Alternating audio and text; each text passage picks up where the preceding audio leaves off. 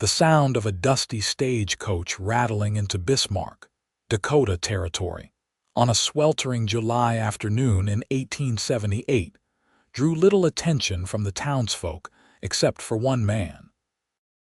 Adam Jameson stood rigid as a fence post outside the general store, his weathered Stetson clutched against his chest, revealing hair the color of sun-bleached straw.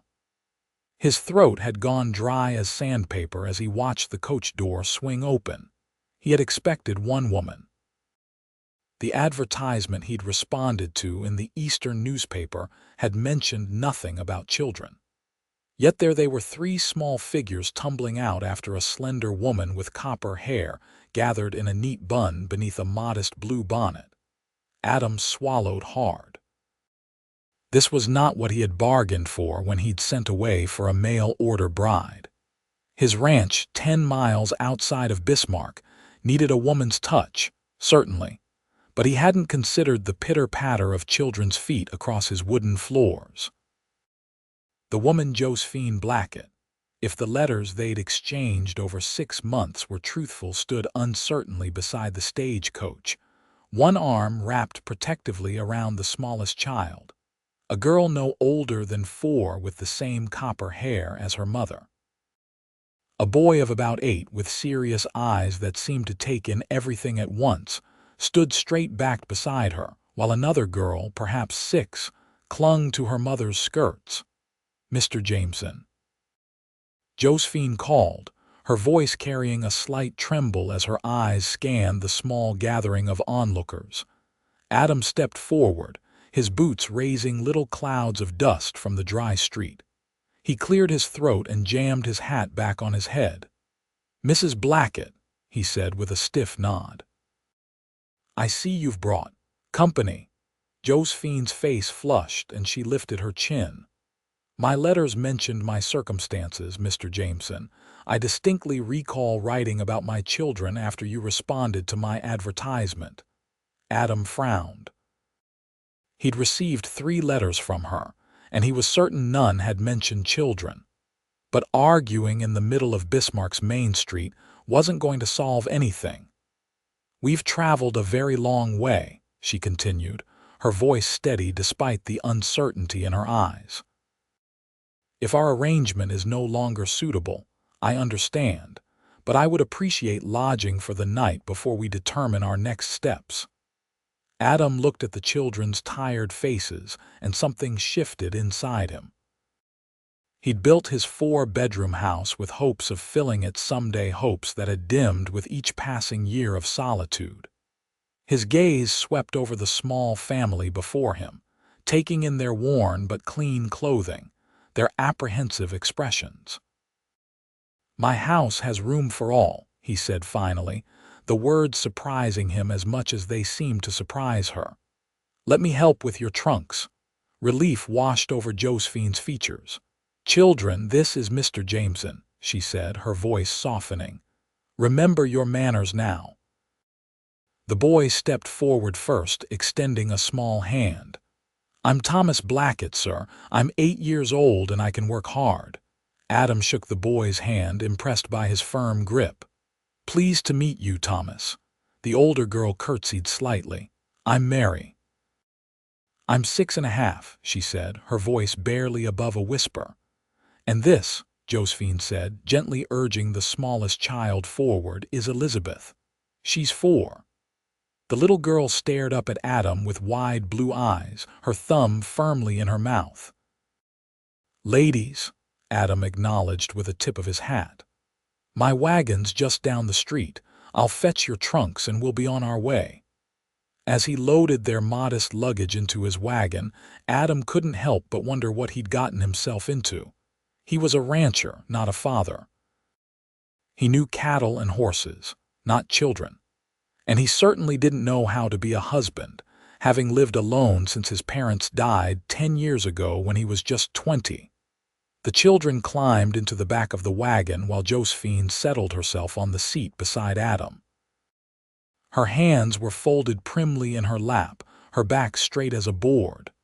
"I appreciate your accommodation, Mr. Jameson," she said quietly as he flicked the reins and the horses started forward. "I understand this is unexpected." Adam kept his eyes on the road. "Mrs. Blackett, I'm not one to break my word. We agreed to marry, and I stand by that agreement, but I think we have some talking to do before we make anything official." "I understand," she replied, her voice even. "And I would never expect you to take on responsibilities you didn't agree to. The children and I can return east if necessary, once I've saved enough for our passage." The resolve in her voice gave Adam pause. He glanced at her profile, delicate but determined, and wondered what circumstances had led her to travel across the country with 3 small children to marry a stranger. As they left the town behind and the prairie opened up before them, Adam found himself strangely comforted by the sound of the children's excited whispers as they pointed out jackrabbits and prairie dogs. His ranch had always been quiet, too quiet, though he'd never admitted it to himself. "Is that your home?" Josephine asked as they crested a hill, revealing a substantial 2-story house nestled against a stand of cottonwoods with a large barn and corral nearby. "It is," Adam replied, unable to keep a note of pride from his voice. "Built it myself with some help from neighbors. 10 years of work in that place. It's beautiful," she said softly. "Much grander than you described in your letters." Adam shrugged, never been one for fancy words. When they pulled up to the house, the children's eyes widened. It was indeed an impressive structure for the Dakota Territory, solid and well-maintained, with a wide, covered porch wrapping around the front. "You have flowers," Mary observed with surprise, pointing to the wildflowers that Adam had transplanted from the prairie into beds along the porch. "Figured the place needed some color," Adam muttered, suddenly self-conscious. He helped them down from the wagon, noticing how Josephine winced slightly as she stepped down. Their journey must have been long and uncomfortable. Little Elizabeth reached for her mother's hand immediately, while Thomas and Mary stood taking in their surroundings with wonder.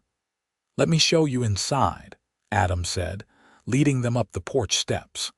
The door opened into a spacious main room with a large stone fireplace. The furniture was simple but sturdy: a pine table with 6 chairs, a sofa and 2 armchairs arranged before the hearth, and bookshelves lining one wall, surprisingly full. "You read, Mr. Jameson?" Josephine asked, unable to hide her surprise. "Winter nights are long out here," he replied. "And please call me Adam. Seems right, considering our arrangement," she nodded. "Then you must call me Josephine, or Josie if you prefer." Adam nodded, then gestured toward a hallway. "Kitchen's through there with a pantry and washroom. Upstairs are 4 bedrooms, mine's at the end of the hall. Thought you and the girls could take the 2 rooms on the right and Thomas could have the one on the left." Josephine's eyes widened slightly. "You're not expecting?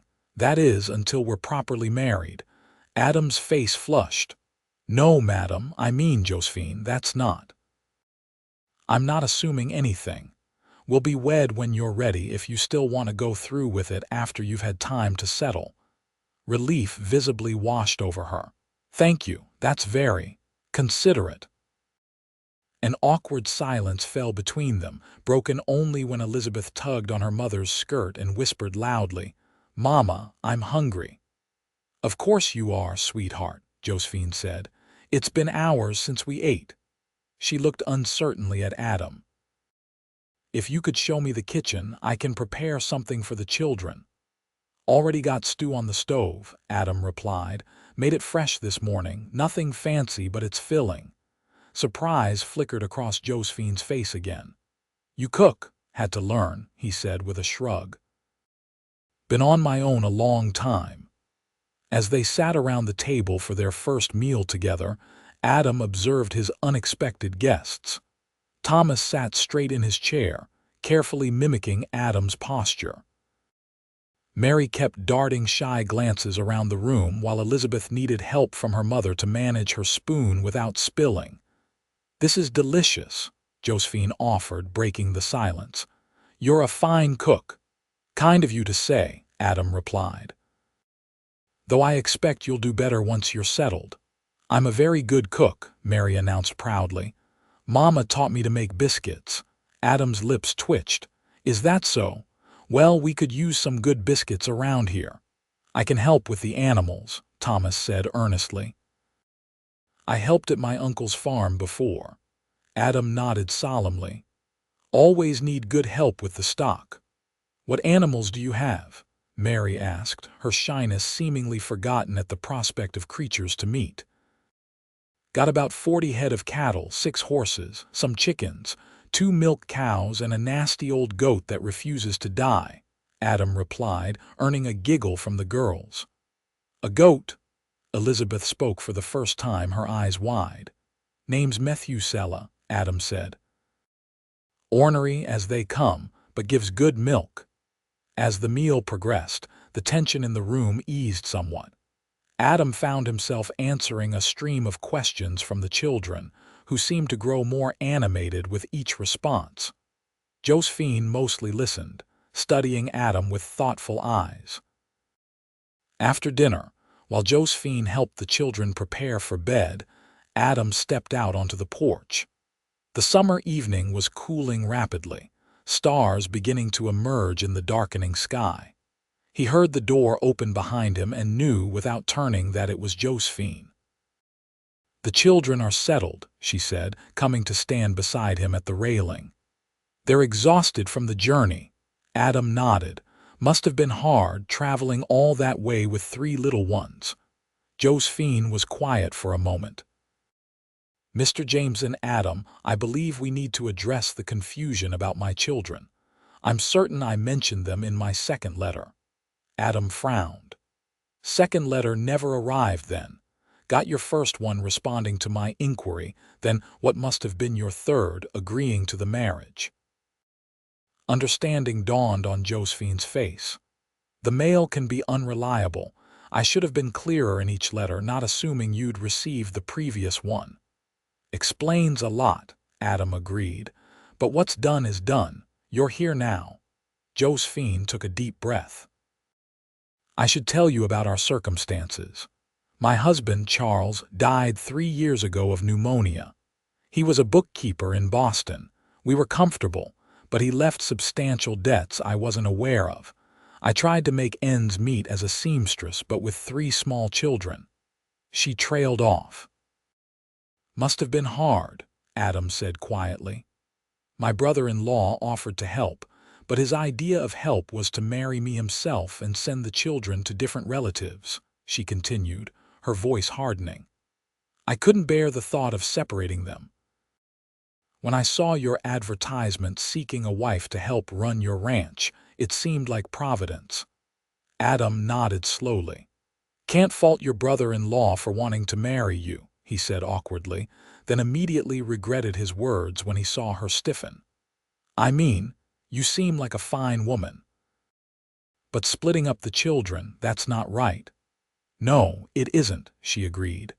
"They've already lost their father. I couldn't let them lose each other too." They stood in silence for a moment, watching as the last light faded from the western horizon. "I understand if this changes things," Josephine finally said.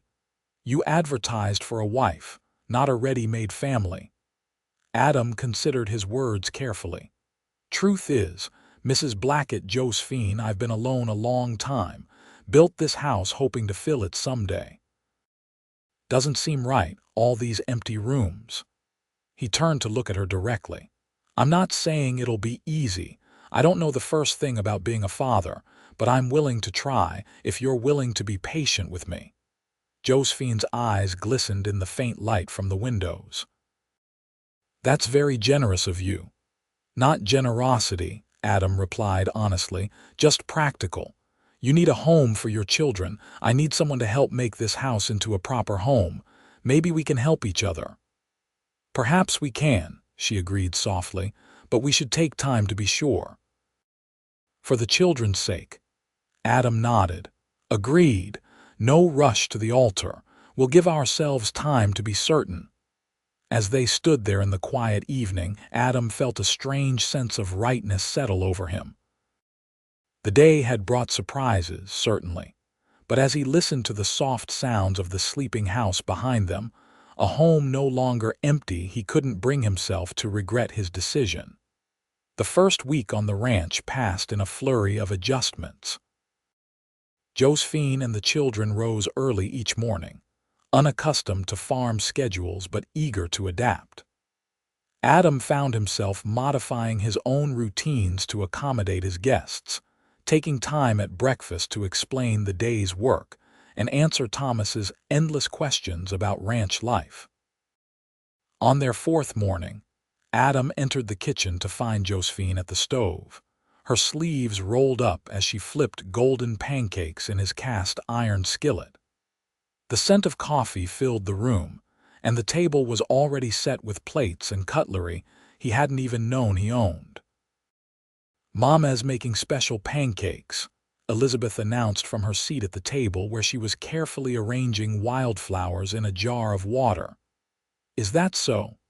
Adam asked, pouring himself a cup of coffee. "With blueberries from our preserves," Josephine explained. "I hope you don't mind." "I found them in the pantry." "Don't mind at all," Adam replied, taking a seat. He'd never used the preserves he'd traded for last fall, having little inclination for such niceties when eating alone. Thomas burst through the door, his face flushed with excitement. "Mr. Adam." "The mare's foal is trying to stand up." Adam had shown the boy the pregnant mare yesterday, explaining that she was due any day. "Must have foaled in the night," he said, rising from his chair. "Let's go see." "Can I come too?" Mary asked eagerly. "Me too," Elizabeth chimed in. Josephine smiled at their enthusiasm. "After breakfast," she said firmly. "The foal will still be there once you've eaten." After a hasty meal, they all made their way to the barn. The sight that greeted them was enough to bring a smile even to Adam's usually serious face. The new foal, all spindly legs and soft brown coat, was wobbling beside its mother, attempting to stand. "She's beautiful," Mary breathed, pressing close to the stall door. Adam corrected gently. "It's a colt." "What will you name him?" Thomas asked, eyes wide with wonder. Adam scratched his chin thoughtfully. "Never been one for naming animals," he admitted. "Except Methuselah, and that was because he seemed determined to live forever." "He needs a name," Mary insisted. "Why don't you children think of some possibilities?" Josephine suggested. "Mr. Adam can choose from your ideas." This led to an animated discussion among the children as they walked back to the house, with suggestions ranging from thunder to brownie to Sir Gallop's a lot, the last causing Adam to choke back a laugh.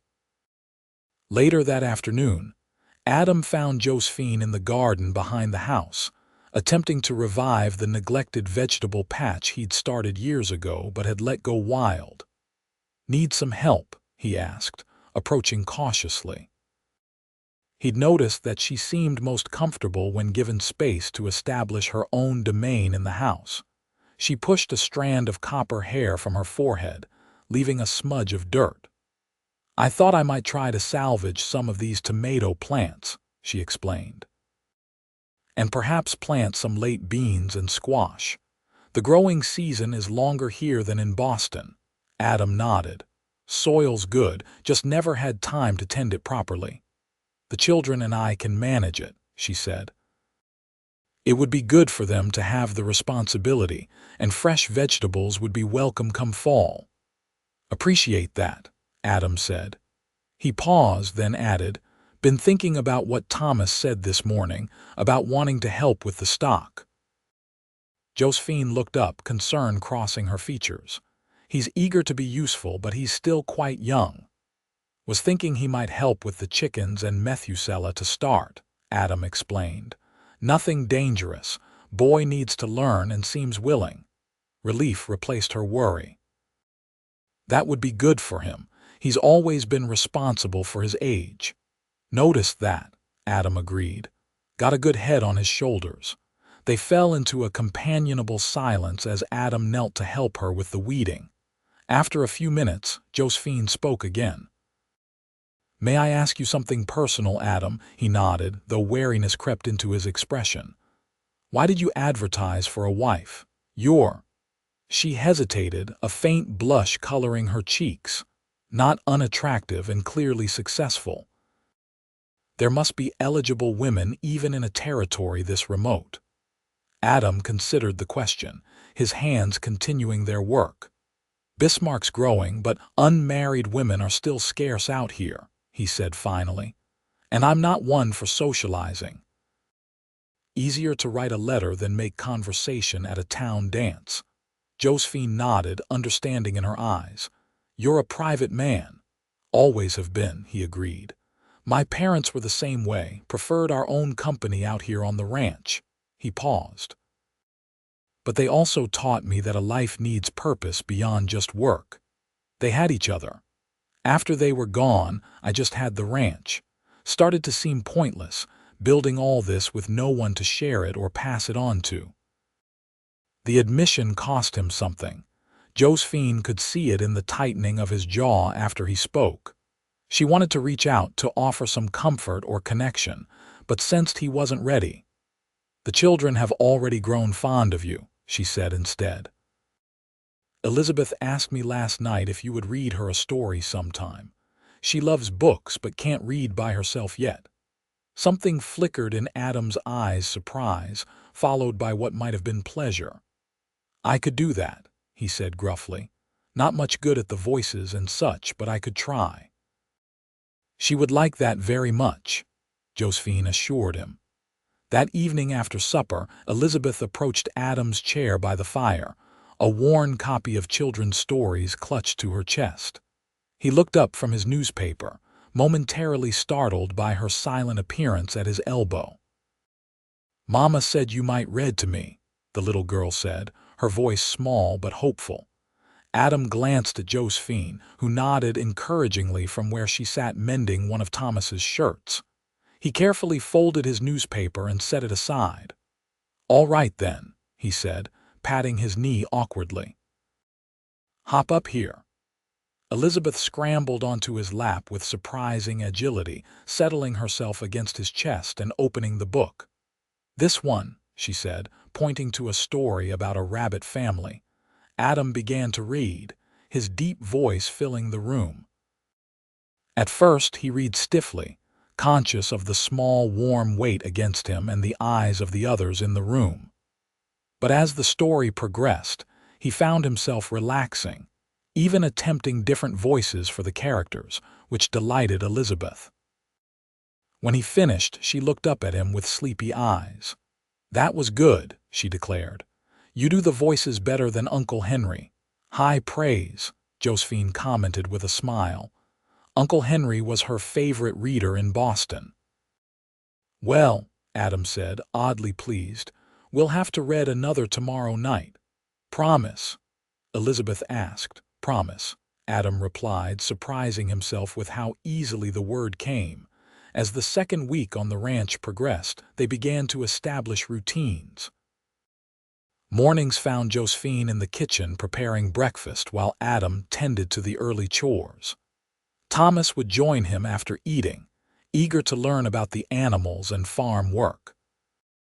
The girls would help their mother with household tasks, though Mary often begged to join Thomas outside once her chores were done.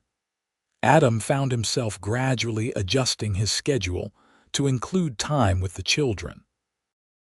He showed Thomas how to collect eggs without disturbing the hens too much, taught Mary the names of the wildflowers that grew in the pastures, and patiently answered Elizabeth's endless questions about everything from how horses sleep to why the sky changes color at sunset. One afternoon, as Adam was repairing a section of fence, he looked up to find Josephine approaching with a canteen of water and a cloth-wrapped package. "Thought you might be thirsty," she said, handing him the canteen. "And hungry. It's past midday." Adam took a long drink before accepting the package, which proved to contain thick slices of bread with ham and cheese. "Thank you," he said, suddenly realizing how hungry he was. "Lost track of time." Josephine nodded, then gestured to the fence. "May I ask what you're doing with those extra posts?" Adam explained how he was reinforcing the fence to better withstand the winter snows and spring flooding from the nearby creek. To his surprise, Josephine asked intelligent questions about the construction and even offered a suggestion about the bracing that he hadn't considered. "My father was a carpenter before he became a bookkeeper," she explained, seeing his surprise. "I used to help him in his workshop when I was a girl." "You're full of surprises, Josephine Blackett," Adam said, a genuine smile crossing his face. She returned his smile, and Adam was struck by how it transformed her face, bringing warmth to her eyes and a youthful glow to her features. He suddenly realized she was younger than he'd initially thought, probably not yet 30.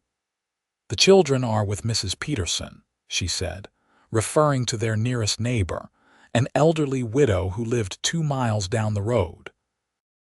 Adam had introduced them earlier in the week, and the old woman had taken an immediate liking to the children.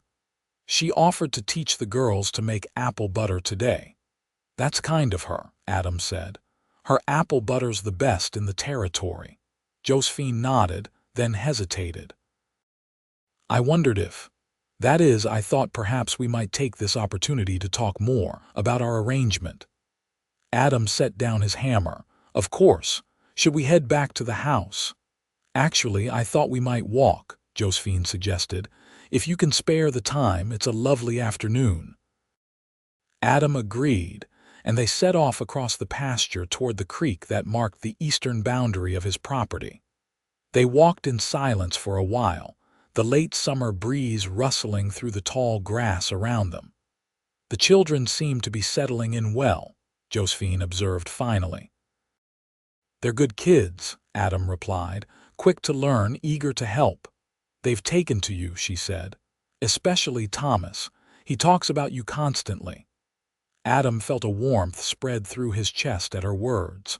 Boy's a natural with animals, going to make a fine rancher someday. Josephine stopped walking, turning to face him directly. "Adam, that's part of what I wanted to discuss. The children are becoming attached to you and to this place. If we're not going to proceed with our arrangement, I should know soon, before they are too invested." Adam studied her face, noting the worry in her eyes despite her composed expression. "Are you having doubts?" he asked quietly. "No," she admitted. "But I wonder if you are. This isn't what you agreed to. 3 children are a significant responsibility." "I've been thinking on it," Adam said slowly. "And I've realized something. When I sent that advertisement, I was looking for a practical arrangement, someone to cook and clean to make this house less empty. But what you've brought here is more than that." "What do you mean?" Josephine asked, her voice barely above a whisper. "You've brought life," Adam said simply. "Laughter, purpose, things I didn't know were missing until they were here." He hesitated, then added, "I know we hardly know each other, but I believe we could build something good here if you're willing." Josephine's eyes glistened with unshed tears. "Are you saying you want to proceed with the marriage?" "I am," Adam confirmed. "But I want you to be sure, too. This would be your home, and I'd consider the children as my own. I'd do my best by all of you." A single tear slipped down Josephine's cheek. "The children need stability, a real home, a father figure, and I." She paused, seeming to gather her courage. "I find myself drawn to you, Adam. Your kindness, your patience with the children, the way you've welcomed us despite the surprise." Adam felt his heart quicken at her words. Acting on impulse, he reached out and gently brushed the tear from her cheek. Josephine's breath caught at his touch, but she didn't pull away. "If you're sure," she said softly, "I would be honored to become your wife." "I'm sure," Adam replied, his voice rough with emotion. They stood there for a moment, the prairie stretching around them, both suddenly aware of the significance of their decision. Then, with a boldness that surprised him, Adam leaned down and pressed his lips gently to hers. The kiss was brief, almost chaste, but as he pulled away, he knew something fundamental had changed between them. Josephine's cheeks were flushed, her eyes bright. "Perhaps we should speak to Reverend Davis this Sunday," she suggested, a smile playing at her lips. Adam nodded, unable to suppress his own smile. Sunday it is. They returned to the house hand in hand, both quietly contemplating the new future they had just agreed to build together. The following Sunday, after the morning service at Bismarck's small wooden church, Adam and Josephine approached Reverend Davis to discuss their wedding.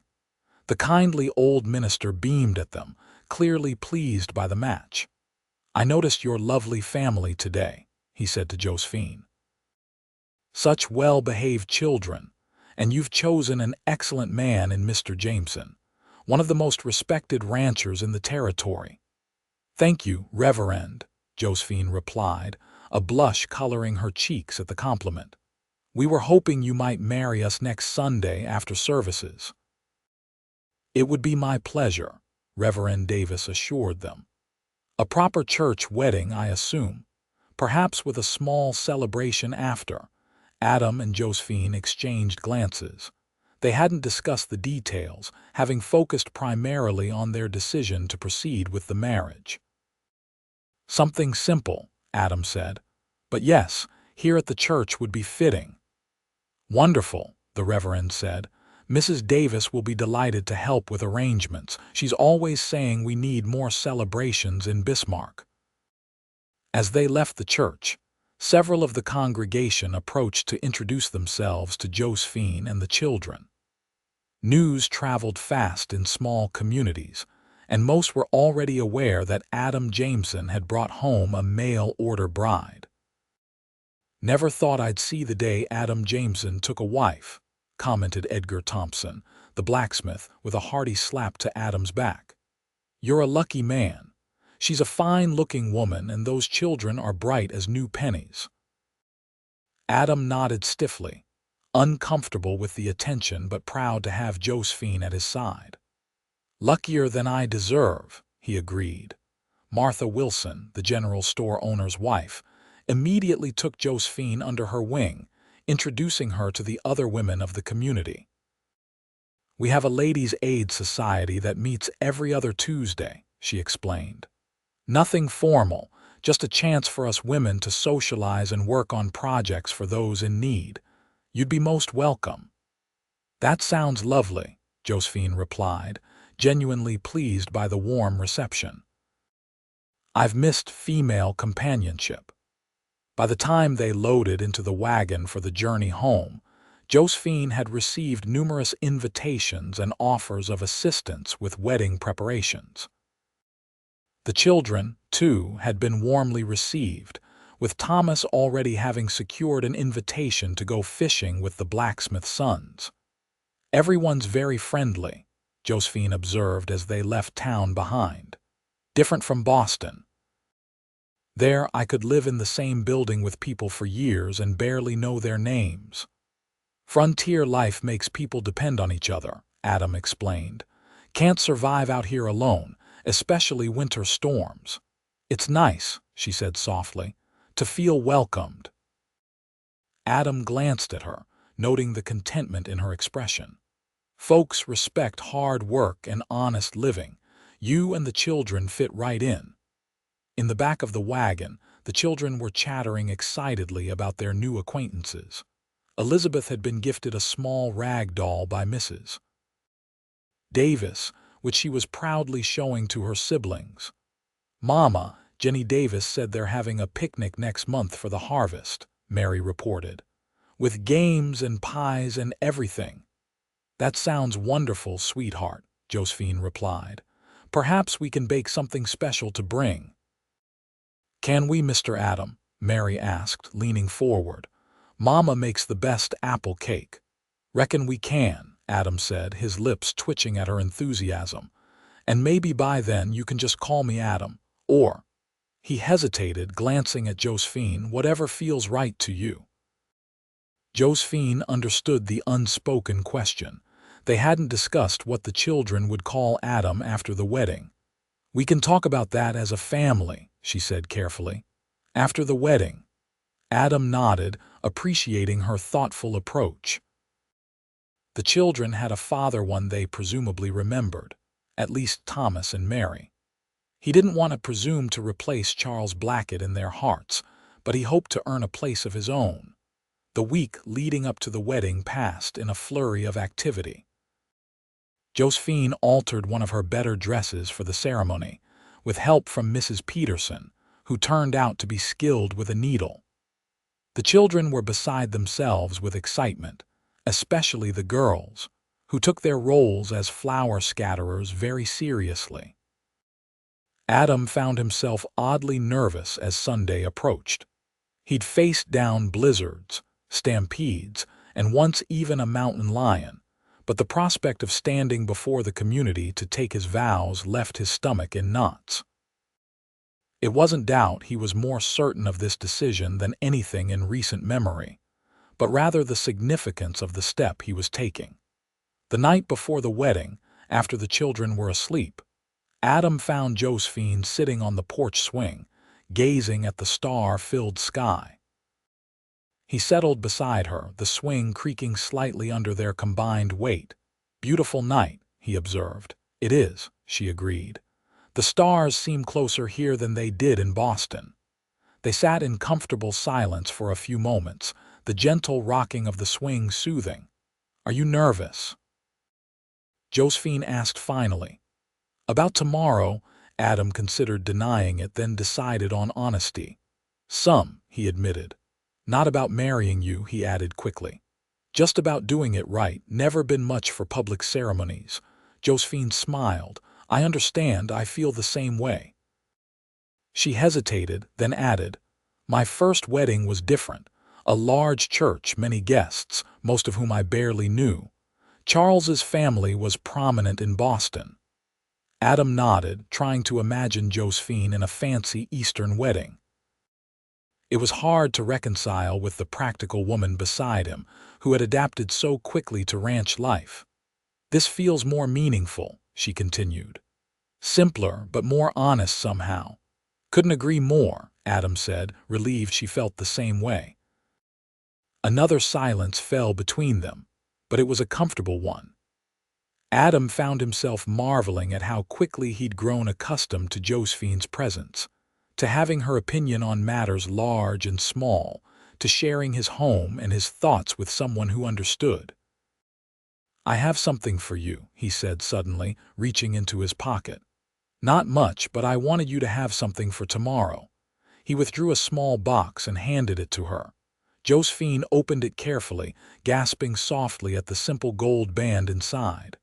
"Adam, it's beautiful." "Belonged to my mother," he explained.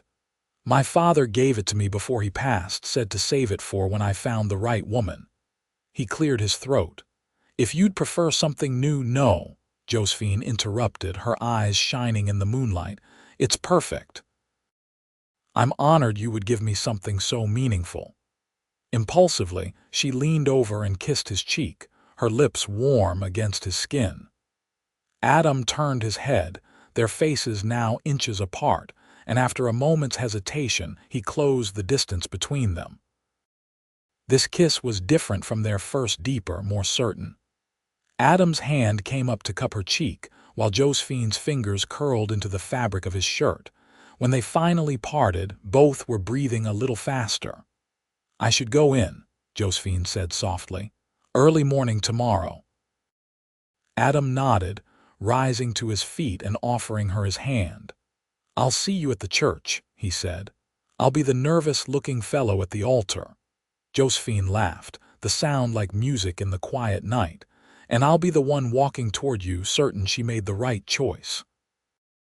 The wedding day dawned clear and mild, a perfect early autumn Sunday.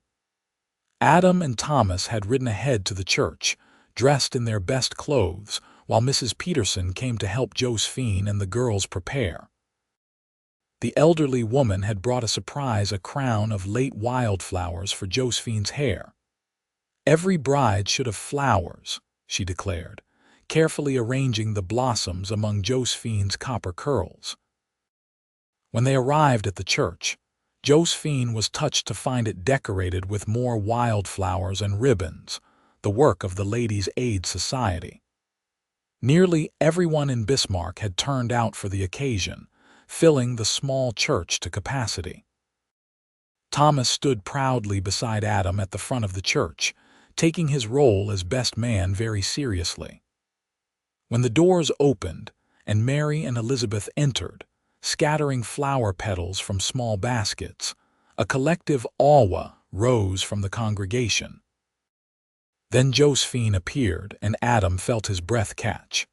She wore a dress of deep blue that brought out the flecks of gold in her eyes, and the wildflower crown lent her an almost ethereal quality. But it was her smile, radiant and certain, that truly captivated him. The ceremony itself was brief but meaningful. They exchanged vows and rings. Adam had found a simple gold band for himself at the general store. When Reverend Davis pronounced them husband and wife, Adam kissed his bride with a tenderness that belied the strength in his weathered hands. The celebration afterward was held in the churchyard, where tables had been set up and laden with food brought by the community. There was music from a local fiddler, dancing, and more genuine well wishes than Adam had received in all his years in the territory. As the afternoon wore on, Adam found himself watching his new family with a sense of wonder. Elizabeth had fallen asleep on Mrs. Peterson's lap, exhausted from the excitement. Mary was teaching some of the local children a clapping game she'd learned in Boston. Thomas was deep in conversation with Edgar Thompson about the merits of different fishing spots along the Missouri River. And Josephine, his wife, was laughing at something Martha Wilson had said, her face animated and beautiful in the autumn sunshine. "Never seen you look so content, Adam," came a voice at his elbow. He turned to find Sheriff Garrett Hayes, an old friend, watching him with amusement. "Never had so much reason to be," Adam replied honestly. "They're a fine family," Hayes said. "You're a lucky man." Adam nodded, his eyes finding Josephine again across the yard. "Luckiest man in Dakota Territory," he agreed. The journey back to the ranch that evening was filled with tired but happy chatter from the children. Elizabeth, having woken from her nap, insisted on sitting between Adam and Josephine on the wagon seat, while Thomas and Mary rode in the back with the gifts. They'd received mostly practical items like preserves, quilts, and hand-carved wooden toys for the children. When they arrived home, Adam surprised Josephine by sweeping her into his arms to carry her across the threshold. "Adam," she exclaimed, laughing as he lifted her easily. "Is this necessary?" "Tradition," he replied with a grin, "and I intend to do this properly." The children followed, giggling at their mother's predicament. Once inside, Adam set Josephine gently on her feet and turned to face the children. "Now," he said seriously, "this seems like an important moment for our family. Today, your mother became my wife, which means something important for all of us." He knelt down to be at eye level with them. "I want you to know that this is your home now, always, and I hope in time you'll come to think of me as someone you can trust and depend on, just like your mother." Thomas, ever the serious one, stepped forward. "Does this mean you're our new father now?" Adam glanced at Josephine, who nodded encouragingly. "If you'd like me to be," he said carefully.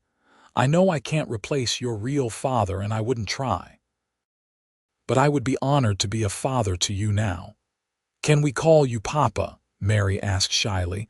Adam felt a lump form in his throat. "I would like that very much," he managed, "but only when you're ready. Until then, Adam is just fine." Elizabeth, who had been watching the exchange with solemn eyes, suddenly stepped forward and wrapped her small arms around Adam's neck. "I'm ready now," she declared. "You papa." Adam returned her hug, his eyes meeting Josephine's over the little girl's shoulder. The love and gratitude he saw there mirrored his own feelings exactly. Later that night, after the children were finally settled in bed, Adam and Josephine stood in the doorway of their bedroom, his bedroom, now theirs. The awkwardness that had disappeared during their weeks of living together suddenly returned in full force. "I had Mrs. Peterson help me move my things in earlier," Josephine said, gesturing to the chest of drawers where some of her belongings now sat alongside his. "I hope that was all right." "Of course," Adam replied. "It's your room now, too." He paused, then added hesitantly, "Josephine, I want you to know that I don't expect. That is, I understand if you need time to." Josephine stopped his words by placing her fingers gently against his lips. "Adam," she said softly, "we are married now, in every sense. I don't need more time." Relief flooded through him, along with a surge of desire he'd been carefully controlling since their kiss on the porch. "I just don't want you to feel rushed," he said. "This arrangement started as a practical one, and I would understand it may have started that way," Josephine interrupted, stepping closer to him, "but it's become much more than that, at least for me." "For me too," Adam admitted, his voice rough. "Much more." Their kiss this time held nothing back. All the pent-up emotion and growing attraction of the past weeks poured into a single, passionate connection. When they finally broke apart, both breathing heavily, Adam rested his forehead against hers. "I never expected to feel this way again," Josephine whispered. "After Charles died, I thought that part of my life was over. And I never expected to feel this way at all," Adam confessed. "Never knew what I was missing." In the soft lamplight of their bedroom, husband and wife discovered each other fully for the first time, their union becoming in truth what had begun as a practical arrangement born of necessity. The seasons changed, autumn giving way to the harsh Dakota winter. Adam had warned Josephine about the severity of the weather, but experiencing it firsthand was still a shock to the Boston-raised family. The first blizzard hit in early December, howling winds driving snow against the windows with such force that the children cowered in fear. "Is the house going to blow away, Papa?" Mary asked, her eyes wide as she pressed against Adam's side before the fire. "Not a chance," Adam assured her, putting his arm around her small shoulders. "Built this place to withstand worse than this. The walls are double thick and the roof is strong." Indeed, the house proved to be warm and secure despite the storm raging outside.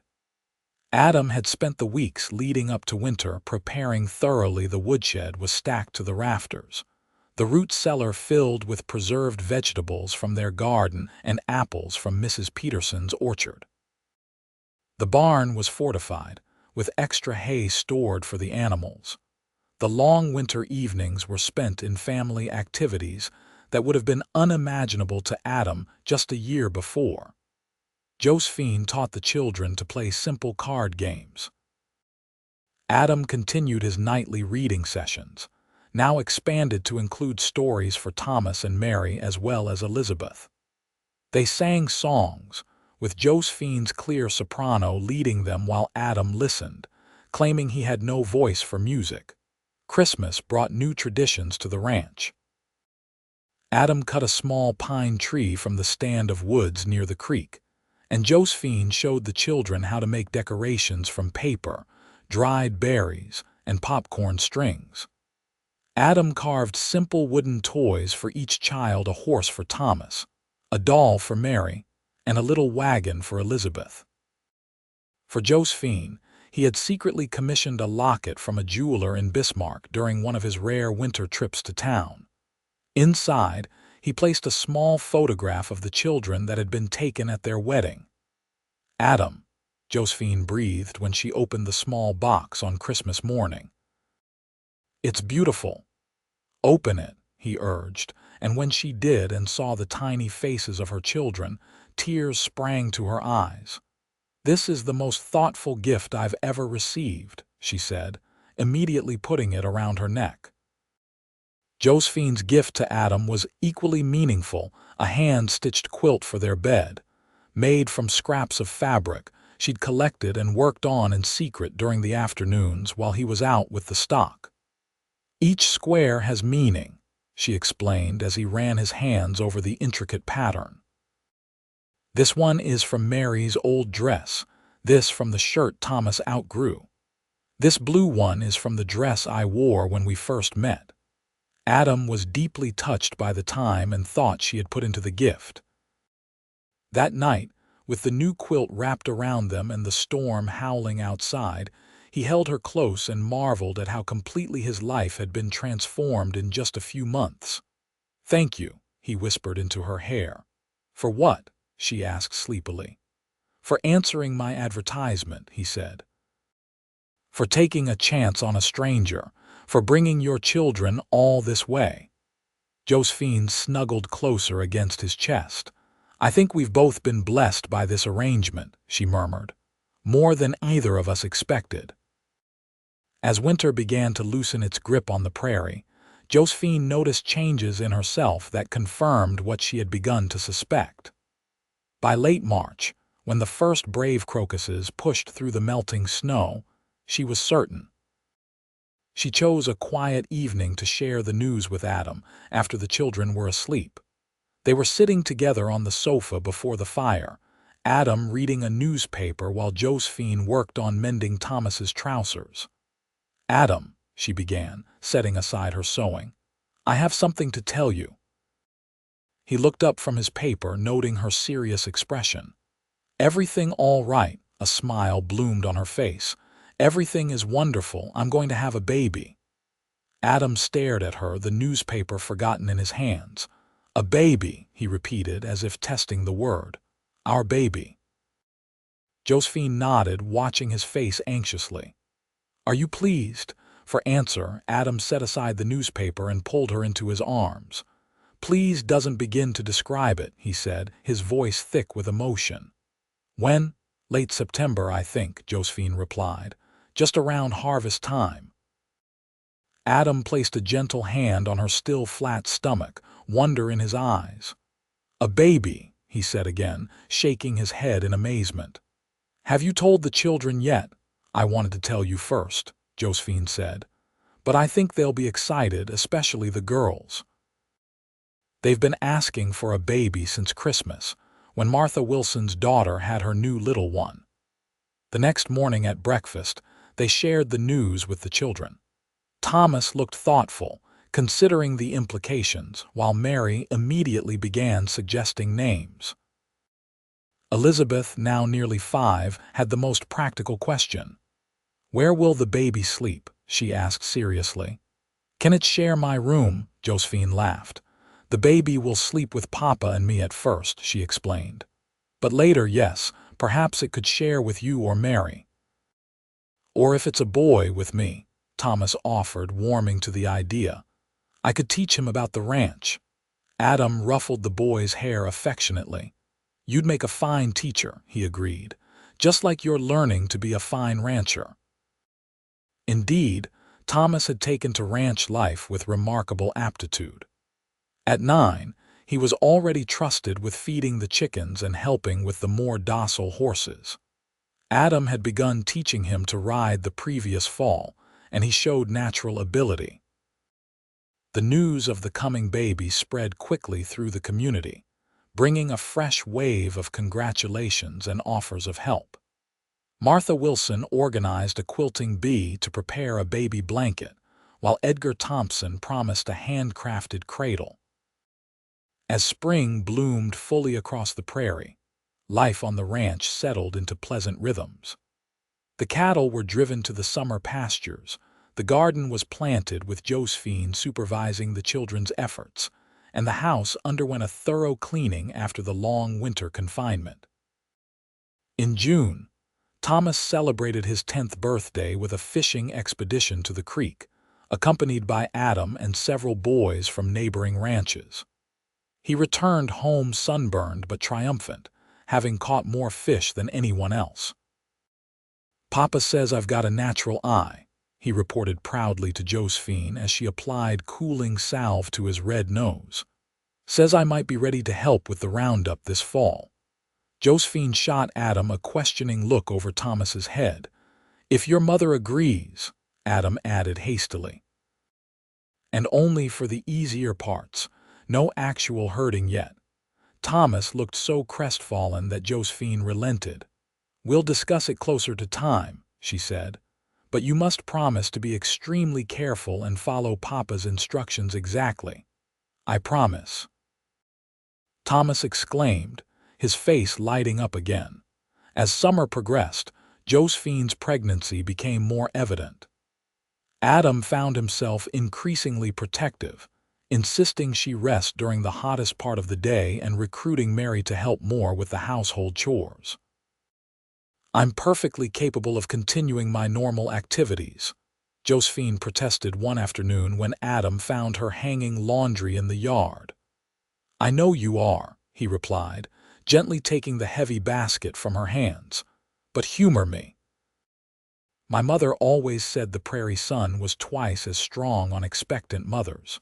Josephine smiled, unable to maintain her irritation in the face of his concern. "Your mother sounds like she was a wise woman." "She was," Adam agreed.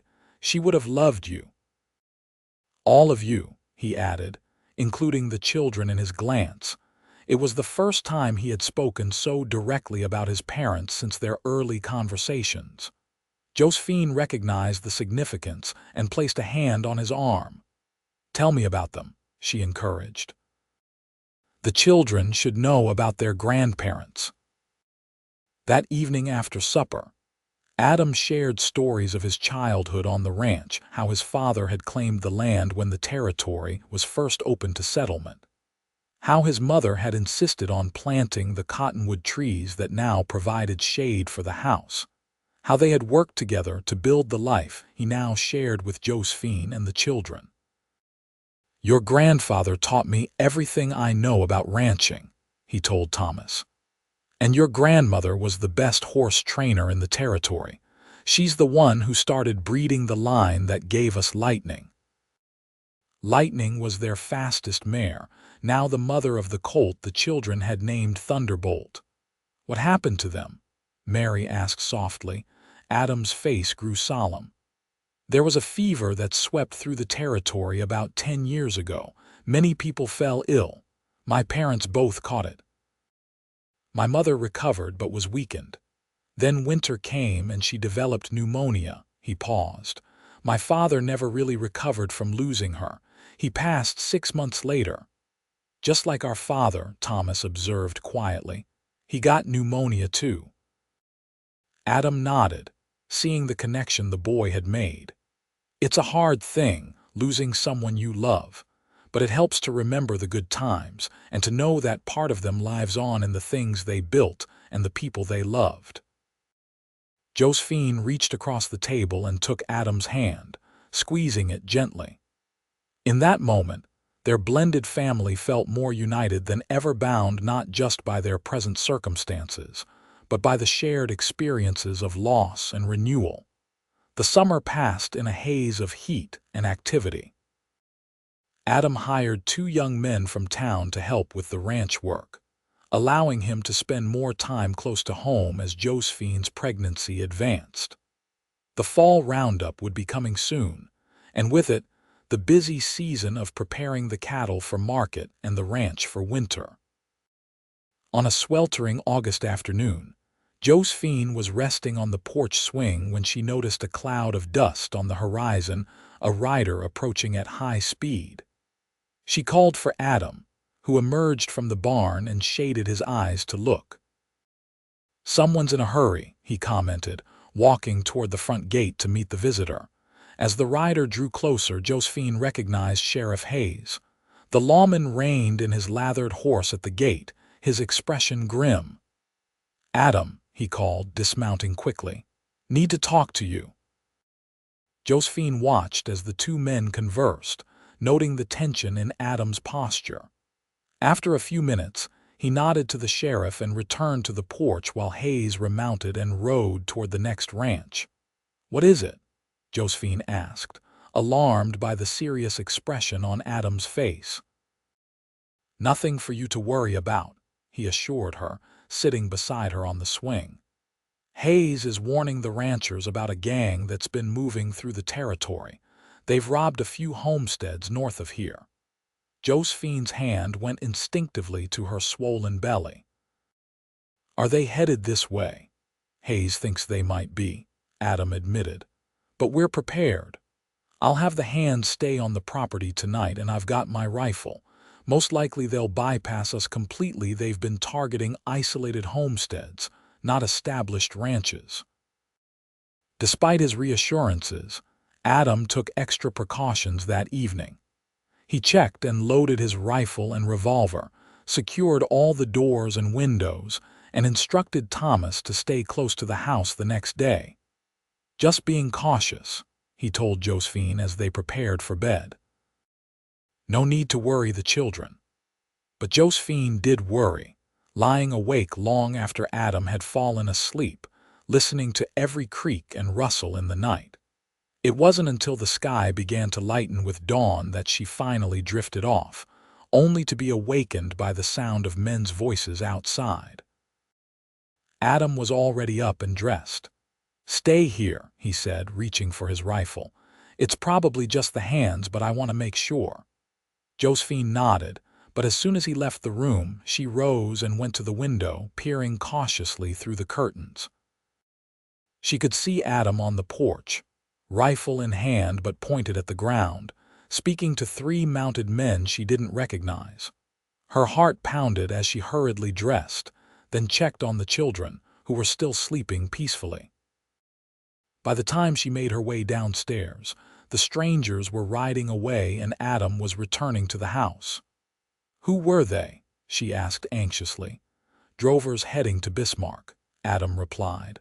"Looking for work. I sent them on to the Wilson place. Edgar mentioned needing extra hands for his harvest."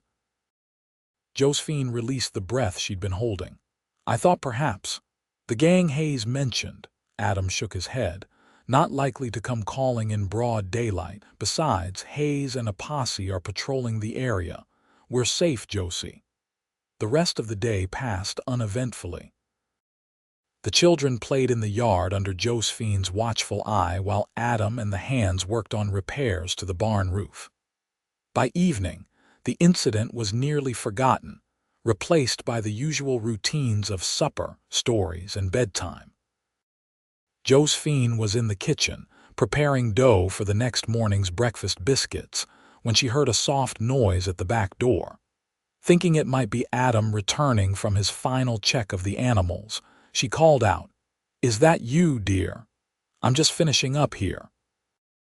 When there was no answer, she wiped her hands on her apron and moved toward the door. Before she could reach it, it burst open, revealing two rough-looking men, their faces partially concealed by bandanas. Josephine froze, a scream rising in her throat. One of the men lunged forward, clamping a dirty hand over her mouth. "Quiet, lady," he growled. "We don't want to hurt nobody. Just tell us where you keep your valuables." Terror coursed through Josephine, not for herself but for her children sleeping upstairs and for the baby she carried. She knew Adam was in the barn with the hands too far to hear anything unless she could somehow create enough noise. The second intruder was already rifling through the kitchen cupboards. "Where's your man keep his money?" he demanded. "We know he just sold some cattle." Josephine struggled against her captor, managing to twist her face away from his hand. "My husband will be back any moment," she warned, trying to keep her voice steady. "He and the ranch hands, they're just outside." The men exchanged glances. "Hands sleep in the bunkhouse," the first one said. "And we saw your man heading to the barn. We got time." A noise on the stairs made all three of them look up. Thomas stood there, his eyes wide with fear but his chin set determinedly. "Let go of my mother," he said, his voice cracking slightly. "Thomas, run!" Josephine cried. The boy hesitated only a moment before turning and bolting back up the stairs. One of the intruders cursed and started after him, but Josephine, finding strength she didn't know she possessed, managed to grab a heavy cast iron skillet from the stove and swing it at her captor's head. The impact wasn't enough to knock him out, but it stunned him, allowing Josephine to break free and run toward the front of the house. "Adam!" she screamed as loudly as she could. "Help!" She could hear the men pursuing her, but she managed to reach the front door and throw it open, continuing to call for help. To her immense relief, she saw Adam already racing toward the house, rifle in hand, with the two ranch hands close behind. The intruders, seeing they were outnumbered, turned and fled through the back door. Adam reached Josephine just as her knees gave way, catching her before she could fall. "Are you hurt?" he demanded, his face white with fear. "The children, Thomas," Josephine gasped. "Upstairs." He saw them. Adam passed her to one of the hands and took the porch steps 2 at a time, charging into the house and up the stairs. He found Thomas in the girl's room, standing protectively in front of his sisters, a heavy wooden candlestick clutched in his hands. "Papa!" Mary cried, tears streaming down her face. "It's all right now," Adam assured them, gathering all 3 into his arms. "You're safe. Thomas, you were very brave." "I remembered what you said," the boy replied, his voice steadier now, "about protecting what matters." Adam nodded, his throat tight with emotion. "You did exactly right. Let's go check on your mother." Downstairs, they found Josephine seated on the sofa, her face pale but composed. When she saw the children, she held out her arms and they ran to her. "Thank God you're all safe," she whispered, holding them close. The ranch hands reported that the intruders had escaped on horses hidden in the trees near the creek. Adam immediately sent one of them to town to alert Sheriff Hayes, while the other remained on watch outside. That night, no one got much sleep. The children insisted on staying close to their parents, eventually falling asleep in a pile of blankets on the floor of Adam and Josephine's room. Adam sat in a chair by the window, his rifle across his knees, watching over his family until dawn. The next morning, Sheriff Hayes arrived with 2 deputies. They took statements from Josephine and Thomas, then rode out to search for the intruders, though Adam held little hope they would be caught. The gang had been moving steadily through the territory, never staying in one area long enough to be apprehended. "We're doubling the watches," Adam told Josephine after the sheriff left. "And I'm having the hands sleep in the house until this gang is caught or moves on." Josephine nodded, still shaken by the ordeal but determined not to show it in front of the children. "Thomas was so brave," she said softly. "He didn't hesitate, even though he must have been terrified." "He's a remarkable boy," Adam agreed. "Gets that courage from his mother." Josephine smiled weakly. "I didn't feel very courageous. You protected our family," Adam said firmly. "That's the truest courage there is." In the days that followed, they received visits from concerned neighbors, all offering help and support. Martha Wilson brought a basket of food, insisting Josephine needed rest after her ordeal. Edgar Thompson and his sons came to help Adam reinforce the doors and windows of the house. Even old Mrs. Peterson made the journey to sit with Josephine and offer comfort. "The community takes care of its own," she declared when Josephine thanked her. "Always has, always will." By the time September arrived, bringing cooler temperatures and the first hints of autumn color to the prairie, the incident had faded somewhat in urgency, though not in memory. Sheriff Hayes reported that the gang had been spotted crossing into Wyoming territory, apparently moving on to easier targets. Life on the ranch returned to its normal rhythms, with preparations for winter now taking precedence over security concerns. The fall roundup began, with Thomas proudly accompanying Adam for portions of the work, as promised. Mary took on more responsibility in the kitchen, proving to have her mother's touch with baking. Even Elizabeth found ways to contribute, solemnly collecting eggs each morning with a care that only occasionally resulted in breakage. And then, on a crisp, late September morning, just as the leaves of the cottonwoods were turning golden, Josephine went into labor. Mrs. Peterson, who served as midwife for the area, was summoned, and Adam was banished to the porch with the children. Thomas paced like a miniature version of his stepfather, while Mary asked anxious questions that Adam struggled to answer appropriately. Elizabeth simply curled against his side, her thumb in her mouth, sensing the tension but not fully understanding its cause. The hours stretched on, with occasional updates from Mrs. Peterson assuring them that everything was proceeding normally. "First babies often take their time," she told Adam when he pressed for details. "But this isn't her first," Adam pointed out, worry etching lines in his forehead. "First one with you," Mrs. Peterson replied with a knowing smile. "Different father, different baby." Finally, as the sun was setting, casting long shadows across the yard, a new sound joined the evening chorus of crickets and distant cattle, the lusty cry of a newborn. Adam was on his feet instantly, the children crowding behind him as Mrs. Peterson appeared at the door, her wrinkled face creased in a broad smile. "Congratulations, Mr. Jameson," she announced. "You have a son. Mother and baby are doing just fine." Adam felt as though the ground had shifted beneath his feet. A son. His son. He entered the bedroom in a daze, the children hanging back momentarily to give him this moment. Josephine looked exhausted but radiant, her copper hair damp with perspiration, her face flushed. In her arms was a small bundle wrapped in the baby quilt the women of the community had made. "Adam," she said softly, looking up at him with tears in her eyes. "Meet your son."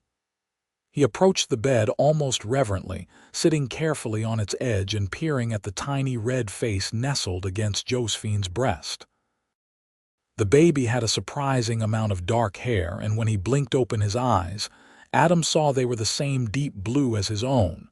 "He's perfect," Adam whispered, reaching out a tentative finger to touch his son's cheek. "Just perfect.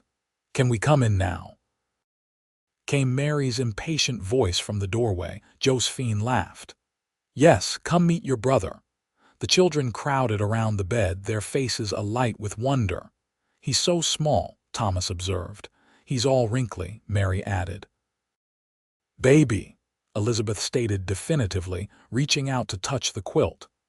"What's his name?" Thomas asked, looking from Josephine to Adam. The couple exchanged glances. They had discussed names but hadn't made a final decision, waiting to meet their child first. "I was thinking," Josephine said hesitantly, "perhaps we might name him after your father, if that would be all right with you."